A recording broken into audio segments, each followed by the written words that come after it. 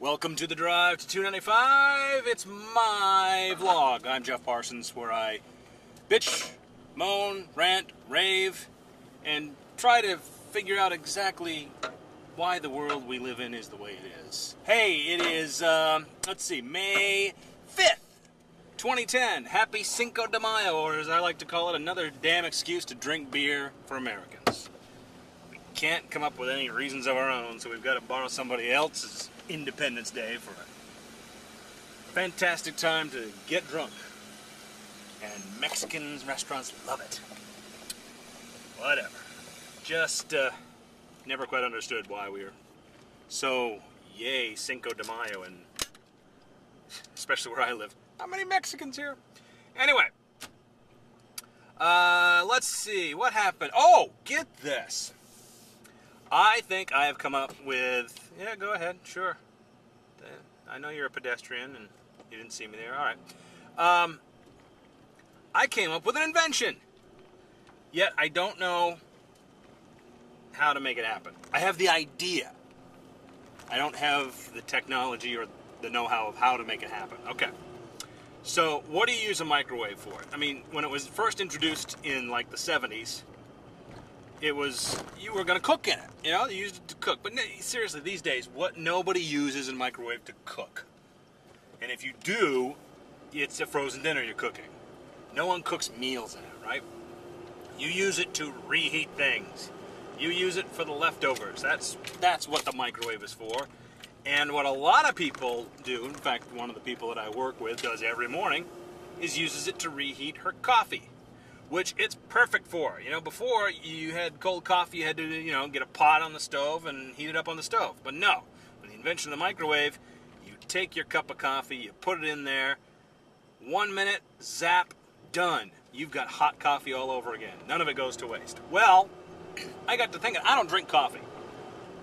However, I do enjoy my own caffeinated beverages in the form of soda. I do enjoy my Coke Zeros, my Tabs, and assorted other caffeinated beverages. Well, boy, they taste really good when they're fresh out of the refrigerator, ice cold. Oh, it's awesome. But, you know, it's like coffee. Through the morning, you drank half of it and it's nowhere near as cold. Well, what if there was a reverse microwave? No real name for it yet. That's the best I can come up with to describe it. Okay, so, just like a microwave, you take your bottle of Coke or whatever you have, or glass or whatever, whatever container it's in. You stick it in this reverse microwave. Beep, boop, boop, boop, boom. In 1 minute, chilled to perfection. Right to the point, just like you got it right out of the refrigerator. Now, I posted this yesterday on Twitter and Facebook, my bright idea. And everyone's like, oh, that's great, but that's what ice is for. It's like, no. Ice does two things. Waters the drink down. And how am I going to get an ice cube into the little tiny opening in the bottle of Coke? You can't do it. Someone also said, well, just stick it in the freezer for a while. No, it's convenience. You want to heat up your coffee, sure. You could get that pot out and put it on the stove. No, it's convenience. I want to just pop it in someplace, hit a few buttons, come back in a minute, bam, instantly chilled beverage. Another person suggested, well, they have instant wine chillers. And, okay, sure, but right now they're designed for exactly wine bottles, and most of them I've seen, you get like some sort of dry ice or something. No, I want something simple, just like the microwave, but you plug it into the wall, you pop your beverage in, perfect for beer. You've been out too long and it's gotten, in the sun and it's gotten too cold. Of course, most people I know drink it too fast to have that be an issue. But it gets cold, it gets hot, you put it back warm, I guess, and you put it back in your reverse microwave, instantly cooled. So, I have the idea, I don't know how to do it though. And I tweeted this yesterday that I'm going to do that. I want to come up with this idea. And mentioned I'm going to contact R&D at GE. Well, knowing Twitter and how it works, somebody at GE contacted me and said, great idea, here's where you can submit it. So I go onto the website where they tell me where you can submit it. I'm like, oh, this is awesome. Someone at GE thinks it's a great idea. And then I think, well, no. Someone at GE that is probably 22 years old and handling all the social media for GE thought it was a great idea. Anyway, I'm not letting that get my hopes down. They showed me a form where I can submit the information, and you know, they say, would you just like to submit the idea, or would you like to be compensated? I'm like, no, why am I going to give you an idea for free? No, I want to be compensated. You people have the technology. You've got the scientists. You have got the Jack Donahues at GE that know the people that they can get to make this thing happen. If we can do it with a microwave and heat things up, why can't you do it and make things cold? We must have the technology, and it must be here.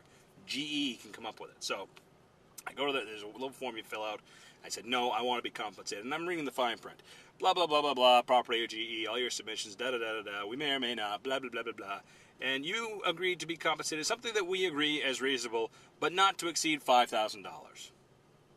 Not to exceed $5,000. Well, I thought about it. Well, $5,000 is a lot more money than I have right now.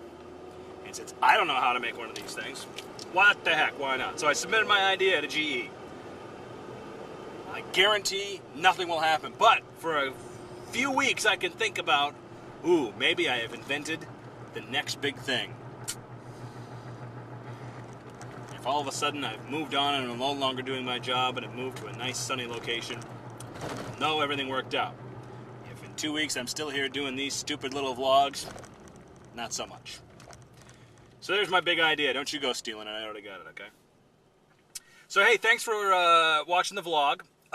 Again, you can subscribe on YouTube. You can also subscribe at the JeffParsonsProject.com and just click on the drive to 295. You can also, if you're a friend of mine on Facebook, Facebook.com/JeffParsons, I post it there every day too. So all kinds of different places to see it. I hope you people are enjoying it. I hope I'm not just talking to myself, because actually as I look around right now, I kind of am. This guy over here next to me probably thinks I'm nuts because he doesn't see anybody else in the car. But, you know, it's just a nice concept. I'm enjoying it, and I hope you are too. Now, one thing that somebody did send me a private message about is what I do at the end of the podcast. I hit my iPod, which is basically my iPhone, and I hit shuffle, and whatever song comes up, that's what I end the show with. Yesterday was Barry Manilow's Bandstand Boogie. Yes, I'm a Barry Manilow fan. Lay off, all right? So, hopefully you're back here tomorrow. We'll have another vlog for you, and let's see what we get today.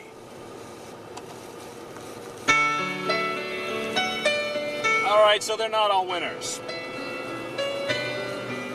That's what you get for being a Journey fan.